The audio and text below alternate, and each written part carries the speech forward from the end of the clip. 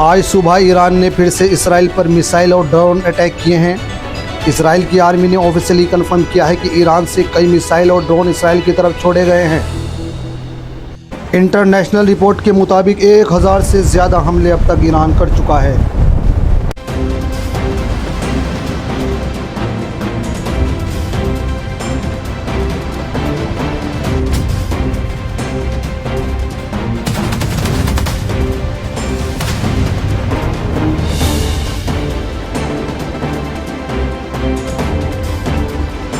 इस लड़ाई में आगे क्या होगा दोस्तों, इस जानने के लिए हमें फॉलो करें और सब्सक्राइब करें। वीडियो पसंद आई हो तो लाइक ज़रूर करें।